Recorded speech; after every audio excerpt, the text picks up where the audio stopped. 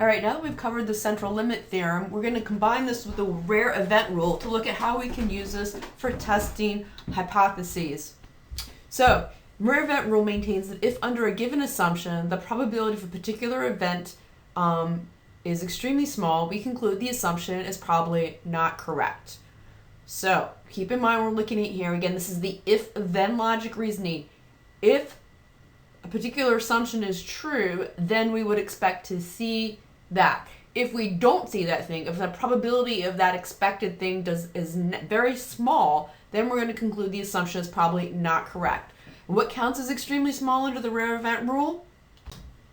0.05 or less. Remember, this 0.05 or less goes back to our empirical rule and having 95% of the values fall within the standard deviations of the empirical rule, leaving 5% or 0.05 outside that range. So here we're going to be looking at applying the central limit theorem to a particular problem, practice problem number 15 on page 288, and here we're using water taxi safety. Now here we have a water taxi that has a stated capacity of 25 passengers and is rated for a load of 3,500 pounds. So we're going to solve for two problems here. First of all, we need to calculate what is the mean weight of passengers if the boat is filled to capacity. Okay, so if we have 25 passengers and the boat weighs exactly 3,500, so it meets exactly its rated load, what is that mean weight going to be per passenger? Then we need to calculate out if 25 men were on the boat, what is the probability that their weight will exceed that particular value? Now, because men typically weigh more than women, the passenger capacity must be set for a worst case scenario of all men. So that's what we use for setting a water safety standard. So to figure out what is the mean weight of the passengers of the boat filled to capacity, we simply take 3,500, we divide that by 25. And so the mean weight of passengers, if we have all 25 passengers and the boat is still reaching its load limit, would be 140 pounds per person. So now we need to move on and solve part B and find out the probability of this occurring if we have 25 men on the boat. So we're going to need to check our criteria. Remember, this is our first step. So we have original population is normally distributed, or the original population is not normally distributed, but n is greater than 30. So here we're told the problem specifies to assume the population is normally distributed. However, if this was not specified and the population was not normally distributed, could we proceed anyhow? No, because our n is equal to 25. However, if we were solving a problem involving 32 men on a boat, we could still proceed. Okay, so we've got our original population, we're assuming normally distributed. Now we're going to calculate our statistics. So here's the new formulas that we're going to use. Notice that when we're looking at these, this is specifying with the x bar, specifies this is the mean for the sampling mean and the standard deviation for the sampling mean. So that's what we're going to be working with because we're applying the central limit theorem here because we're looking at 25 men on a boat, AE, as sample, okay, of all men. So we use this formula. Our mean of x bar of our sample mean is going to be assumed to be our mean, okay, which is going to be 182.9. So that's the actual mean of the population that we're given in the problem. So 182.9, okay. And then when we're solving for our standard deviation, we're going to take our standard for our sample mean. We're going to take the regular standard deviation as given in the problem. And we're going to divide that by the square root of n. So pause the video here and put that together and solve that formula and then turn the video back on and let's check it together. It should be 40.8. Again, that's given to you in the problem. And then we divide it by the square root of 25, which gives us 8.16. So now we have our mean of the sampling mean is going to be 182.9 and our standard deviation of the sampling mean is going to be 8.16. Notice again, this is not the strict standard deviation of the entire population, but the standard deviation for a particular sampling mean. All right, so now we have these pieces and we need to calculate our z-score. Notice that our formula here is very similar to the z-score formula we've used before.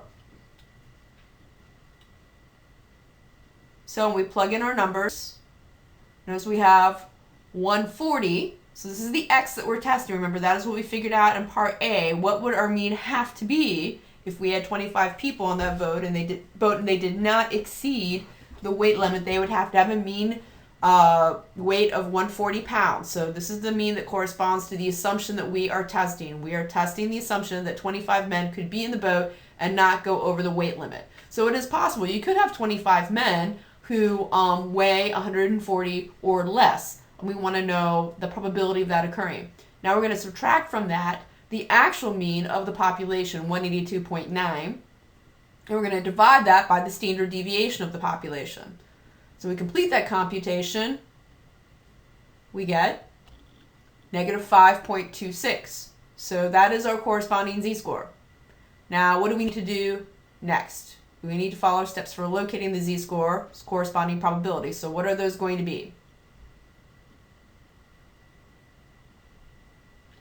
Well, we're going to have to go through drawing out our graph, marking our known information, shading our area of interest, and then solving it, keeping in mind the probabilities summed from the left. So again, we're going to be following these same steps that we've been using the past few sessions.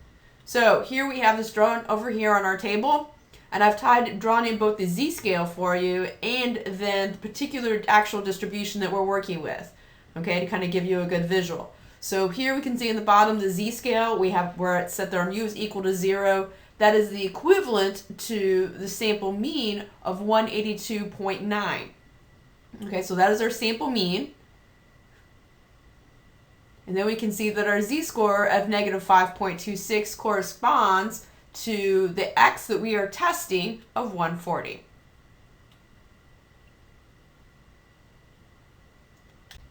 Now we need to share our area of interest. So we are interested in the probability of the mean weight being greater than 140, as this would cause the boat to sink. So we're going to shade in the area to the right. The right is what we want to know. So our z equals negative 5.26 has a corresponding probability of 0.001. However, keep in mind the probabilities sum from the left. So in order to get our probability of a weight greater than 140, we're going to take 1 minus that 0.0001, and that gives us a probability of 0.999.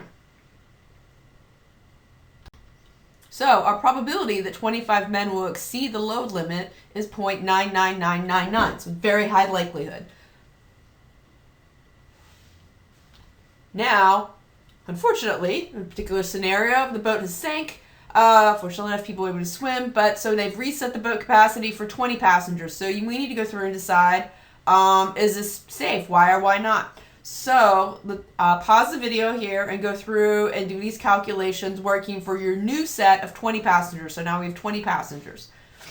So pause the video, go through step A. First of all, what is the mean weight of passengers if the boat is filled to capacity? So if we would take that and we would take 3,500 and divide that by 20, and that should give us 175 pounds. So that's a much higher weight. It's much higher than 140. So now go through the same steps that we just went through to see if 20 men on the boat, what is the probability that their weight will exceed the level specified above. So pause the video here, go through those calculations. If you want to go back and watch this video again, to watch the steps we went through and then be able to apply them to this new set of information. Once you've completed that, turn the video back on and we'll check the answer together. Okay, and the answer probability of that would still be 0.8078. So that's still a pretty high level of probability, which means no, because the chance of sinking is above 0.05. Remember, if we'd had a probability of 0.05 or less there, then we would say, no, that's a very rare chance of the boat sinking, so it's probably within the safe zone.